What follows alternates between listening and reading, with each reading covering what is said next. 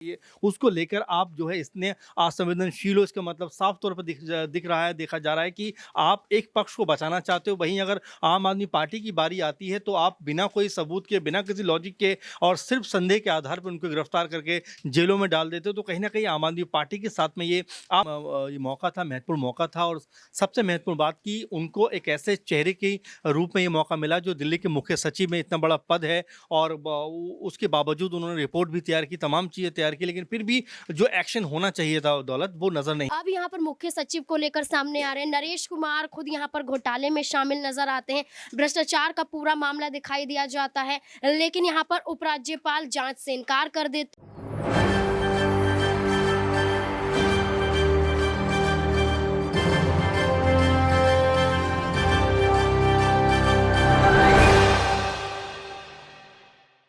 नमस्कार, मैं दौलत शर्मा और आप देखना शुरू कर चुके हैं SPN9 न्यूज और स्वागत है आपका हमारे खास कार्यक्रम चुनावी अखाड़ा में। और लगातार देखा जा रहा है कि दिल्ली की सियासत गर्माती जा रही है और फिर दोबारा यहां पर आम आदमी पार्टी को बड़ा झटका लगा है, जहां पर हम देख रहे हैं कि ईडी के शिकंजे में लगातार आम आदमी पार्टी के नेता फंसते हुए नजर आ रहे हैं। लेकिन यहां पर आम आदमी पार्टी ने एक बड़ी रिपोर्ट जो है चीफ सेक्रेटरी के खिलाफ दिल्ली के LG को सौंपी थी। यहां पर सबसे पहले बात करें तो चीफ सेक्रेटरी के बेटे, उनके खिलाफ बड़े आरोप लगे थे। भ्रष्टाचार की बात यहां पर की गई कि द्वारका एक्सप्रेसवे में कई बड़े घोटाले यहां पर हुए। उसके बाद ILBS अस्पताल जो वसंत कुंज में स्थित है, वहां पे AI सॉफ्टवेयर को लेकर बिना टेंडर के ही यहां पर जो है कीमत भुगतान अस्पताल ने करी, जो सीधा यहां पर नरेश कुमार जो चीफ सेक्रेटरी हैं उनके बेटे की कंपनी को करा। इसके ऊपर 560 पन्नों की एक रिपोर्ट यहां पर आतिशी अरविंद केजरीवाल को भेजती हैं। उसके बाद अरविंद केजरीवाल ये सारी रिपोर्ट LG को भेजते हैं और कहते हैं तुरंत चीफ सेक्रेटरी को उनके पद से हटाया जाए।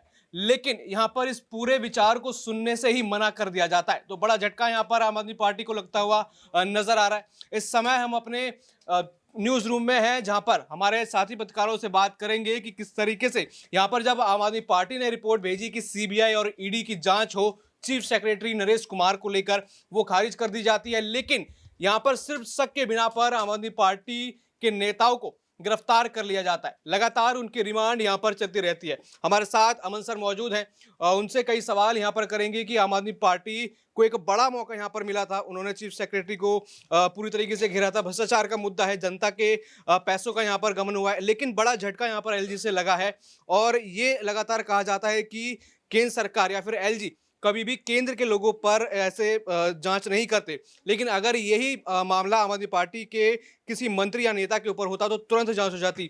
ये सब तथ्य सर आप किस तरीके से देखते हैं, और जो अभी दिल्ली में हालिया जो सियासत चल रही है वो किस तरीके से आप देखते हैं? देखिए, बिल्कुल जो LG हैं, वीके सक्सेना जी, उन्होंने यही बात कही है कि भाई आप उस मुद्दे को उछाल रहे हो जो पहले ही CBI की नज़र में है, और ये मुद्दा उछालने की ज़रूरत है ही नहीं। और आप बिला वजह का जो कल्पना से भरा हुआ अपने आप में एक पूर्वाग्रह से ग्रसित चीज़ों को आप सामने रख रहे हो, इसका कोई लॉजिक नहीं, औचित्य नहीं, इसीलिए उन्होंने उसको खारिज कर दिया। वहीं अगर आम आदमी पार्टी की बात करें तो वो ये बात कह रहे हैं कि भाई इतना महत्वपूर्ण मामला, इसमें इतना गबन हुआ है, 800-900 करोड़ के आसपास की बात हो रही है, उसको लेकर आप जो है इतने असंवेदनशील हो, इसका मतलब साफ तौर पर दिख रहा है, देखा जा रहा है कि आप एक पक्ष को बचाना चाहते हो। वहीं अगर आम आदमी पार्टी की बारी आती है तो आप बिना कोई सबूत के, बिना किसी लॉजिक के और सिर्फ संदेह के आधार पर उनको गिरफ्तार करके जेलों में डाल देते हो। तो कहीं ना कहीं आम आदमी पार्टी के साथ में ये आप ज्यादती कर रहे हो। तो चूंकि ये मामला दिल्ली का है और LG एक तरीके से जिस तरह की चीज़ों को लेकर सामने आ रहा है, तो उससे समझ में आ रहा है कि एक बार फिर से LG वर्सेज दिल्ली सरकार का ये जो घमासान है तेज होने वाला है। क्योंकि सिर्फ एक मामला नहीं है दौलत, क्योंकि इससे जुड़ा हुआ एक मामला और भी है कि अस्पताल का भी एक मामला निकल कर सामने आ रहा है। उसमें भी कुछ गबन घोटाले की बात आ रही है, उसमें भी उनके बेटे का जिक्र कहीं ना कहीं होता हुआ दिखाई पड़ रहा है। तो ऐसे में कई तरह के सवाल हैं कि आखिर जब 2016 से मुद्दा 15 से चले आ रहा है और अब तक भी इसके ऊपर कोई तेज कार्रवाई नहीं हुई, तो क्या आम आदमी पार्टी ने जिस तरह से ये रिपोर्ट पेश की है 600 कुछ पन्नों की, और उसमें जिस तरह की बातों को कहा गया है, तो क्या ये राजनीति से प्रेरित है? और जिस तरह से LG ने भी कहा कि भाई आप मीडिया ट्रायल के लिए इस तरह की चीज़ों को कर रहे हो ताकि मीडिया में आपको कहीं ना कहीं एक अपनी इमेज सुधारने का मौका मिले कि भाई देखिए हम भ्रष्टाचारी नहीं हैं, हम घपलेबाज नहीं हैं, बल्कि जो अधिकारी यहाँ बैठे हुए हैं वो जो केंद्र से भेजे गए हैं वो लोग लगातार घपला कर रहे हैं। और यही वजह, पहले भी प्रोग्राम में मैंने एक बार बोला था कि इसी वजह से आम आदमी पार्टी इसमें इतना तेज़ रुख अपना रही है ताकि उसको अपनी छवि सुधारने का मौका मिल जाए और साथ में ये भी कहने का मौका मिल जाए कि भाई देखिए दिल्ली में अगर देखा जाए तो आम आदमी पार्टी पे तो इतनी जल्दी कार्रवाई होती है, लेकिन जैसे ही केंद्र के किसी भी अधिकारी या नेता के ऊपर आवाज़ उठती है, उंगली उठती है, उसके ऊपर कोई कार्रवाई नहीं होती। और यही बात कहीं न कहीं आम आदमी पार्टी अब लोगों को बताना चाहती है, दिखाना चाहती है कि देखिए कितना बड़ा घोटाला हो रहा है, लेकिन केंद्र सरकार ने अपनी पूरी तरह से आँखें मूंद रखी हैं।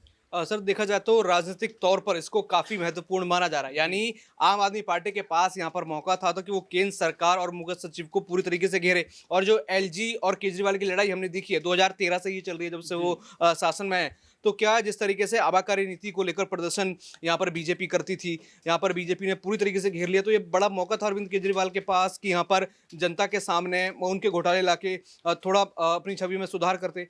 जी, बिल्कुल। और सही बात दौलत आपने सही कहा कि अगर उनके पास एक अहम ये मौका था, महत्वपूर्ण मौका था और सबसे महत्वपूर्ण बात कि उनको एक ऐसे चेहरे के रूप में ये मौका मिला जो दिल्ली के मुख्य सचिव में इतना बड़ा पद है और उसके बावजूद उन्होंने रिपोर्ट भी तैयार की, तमाम चीज़ें तैयार की, लेकिन फिर भी जो एक्शन होना चाहिए था दौलत वो नज़र नहीं आ रहा है। और अब तक जिस तरह की खबर सामने आ रही है कि जिस तरह से उन्होंने खारिज कर दिया है अपने आप में, ये आम आदमी पार्टी के लिए बहुत शॉकिंग खबर ज़रूर है कि उनको तो ये लग रहा था कि इसके ज़रिए वो अपनी छवि को बेहतर करेंगे, सीबीआई ईडी और तमाम जो एजेंसियां हैं कहीं ना कहीं इस मामले को हाथों हाथ लेती हुई नजर आएंगी और इसके सहारे वो जो बीजेपी है उसको घेर सकेंगे। लेकिन फिलहाल अगर देखा जाए पूरे मामले को, जिस तरह से मामले को खारिज किया गया है, वो ये बताता है कि इसमें अब आम आदमी पार्टी को कोई बहुत ज़्यादा फायदा नहीं मिलने वाला है, क्योंकि एलजी ने पूरी तरह से इसको ये बताया कि भाई आप जो है मीडिया में खुद को बेहतर साबित करने के लिए और अपने आप को बेदाग साबित करने के लिए ये सब चीज़ें लेके आ रहे हो जिसका कोई मतलब नहीं है। कल्पना से भरा हुआ ये पूरा का पूरा दस्तावेज है जो आपने बनाया है, पूर्वाग्रह इसमें नजर आता है, यानी कि कुछ लोगों को आप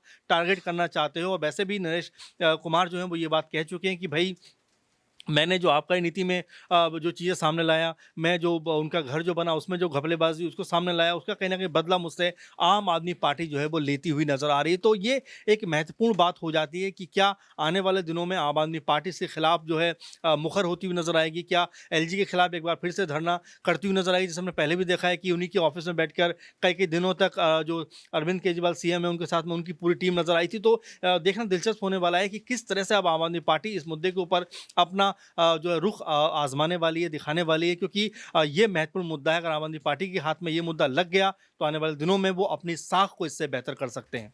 बिल्कुल। तो बदले की राजनीति यहाँ पर बताई जा रही है कि जिस तरीके से मुख्य सचिव ने आबाकारी नीति को लेकर यहाँ चीजें करी, एलजी जो है दिल्ली के, उन्होंने आबाकारी नीति को लेकर और भी भ्रष्टाचार के मुद्दे जो आम आदमी पार्टी के खिलाफ हैं उसको लेकर तो तुरंत एक्शन ले लिया, लेकिन यहाँ पर एक्शन नहीं लिया गया। और यहाँ पर आम आदमी पार्टी की भी यही सोच थी कि अपनी छवि को ठीक किया जाए और यहाँ पर अगर केंद्र से जुड़े लोगों के ऊपर भ्रष्टाचार के मुद्दे हैं तो उनको उठाया जाए। नाजमीन हमारे साथ यहाँ मौजूद हैं, यहाँ पर उनसे सवाल करेंगी कि क्या यहाँ पर कार्रवाई ना करना कहीं ना कहीं केंद्र के और भी कोई बड़े लोग थे उनको बचाने की यहाँ कोशिश की जा रही है, या फिर यहाँ पर सिर्फ बदले की राजनीति थी इसलिए इस पूरे मामले को ठुकरा दिया गया। देखिए, जिस तरीके से उपराज्यपाल वीके सक्सेना ने विचार करने से इनकार कर दिया है कि जो आपने रिपोर्ट भेजी है 650 पन्नों की, इस पर विचार नहीं किया जा सकता है। और जैसे कि अमन सर ने कहा कि वाकई यहाँ पर तनातनी तो देखी जाती है। यहाँ पर हमेशा से उपराज्यपाल और दिल्ली सरकार के बीच में एक बड़ा विवाद देखने को मिला है, क्योंकि हर बार उपराज्यपाल दिल्ली सरकार के कामों को रोकने का काम करते हैं, जिसके खिलाफ यहाँ पर अरविंद केजरीवाल ने एक बार अपने कदम भी उठाए थे, लेकिन यहाँ पर वही फंसते हुए नजर आए। एक अध्यादेश को लेकर देख लीजिए, अब यहाँ पर मुख्य सचिव को लेकर सामने आ रहे हैं। नरेश कुमार खुद यहाँ पर घोटाले में शामिल नजर आते हैं, भ्रष्टाचार का पूरा मामला दिखाई दिया जाता है, लेकिन यहाँ पर उपराज्यपाल जांच से इनकार कर देते हैं। सीधे सीधे तौर पर कहते हैं कि ये आप काम में अड़चन डालने का काम कर रहे हैं, क्योंकि यहाँ पर जांच तो पहले से ही चल रही है और ये जो आपकी रिपोर्ट है ये एक काल्पनिक विचारधारा के तहत है, यानी कि आप इस मामले को और भी ज्यादा पेचीदा बना देंगे, इस मामले को और भी ज्यादा फंसा देंगे। इसलिए उन्होंने कहा है कि दिल्ली सरकार इस पूरे मामले से अपनी दूरी बनाकर रखे। यहाँ पर हम अपना काम कर रहे हैं, जांच चल रही है, सबूत खंगाले जा रहे हैं, लेकिन देखने वाली बात यहाँ पर यह है कि इसमें इस मामले में भी कई साल बीत जाते हैं, लेकिन उसके बावजूद सिर्फ जांच ही चल रही है। क्या इसमें कोई सबूत नहीं मिले हैं? जब खुद नरेश कुमार के खिलाफ अरविंद केजरीवाल के कई नेता यहाँ पर सामने आते हैं, यहाँ पर आतिशी जो विजिलेंस मंत्री है वो सीधे सीधे तौर पर ये कहती है कि सबूत मिले हैं कि नरेश कुमार ने यहाँ पर अपनी बेटी की कंपनी को फायदा पहुंचाया है, द्वारका एक्सप्रेसवे के जरिए मुआवजा खाया है। उसके बावजूद यहाँ पर उपराज्यपाल कदम उठाने के लिए तैयार नहीं होते, तो कहीं ना कहीं ये इसी तरीके से देखा जा रहा रहा है कि सिर्फ और सिर्फ दिल्ली सरकार को टारगेट करने का काम किया जा रहा है और दिल्ली सरकार को रोकने का काम किया जा रहा है, ताकि इस पूरे मामले को इतना ना खोल दिया जाए कि केंद्र सरकार के और भी मंत्री इसमें फंसते हुए नजर आए। बिल्कुल, यहाँ पर दो धड़ों में बात हो रही है कि एक जगह यहाँ पर अरविंद केजरीवाल को घेरने की कोशिश की जा रही है, तो दूसरी तरह यहाँ पर देखा जाए तो आम आदमी पार्टी केंद्र के लोगों को घेरने की कोशिश कर रही है। तो देखना होगा कि इस दिल्ली के घमासान में अभी और कितने मोड़ आएंगे। यहाँ पर ये रिपोर्ट खारिज होने के बाद अरविंद केजरीवाल अगला फैसला क्या लेते हैं, क्योंकि उनके नेता लगातार यहाँ पर जेल में हैं, कई रिमांड में हैं और लगातार उनके पार्टी के खिलाफ नए नए भ्रष्टाचार के मुद्दे खुलते हुए नजर आ रहे हैं। और भी ऐसी खबरें जानने के लिए देखते रहिए SPN9 न्यूज। धन्यवाद।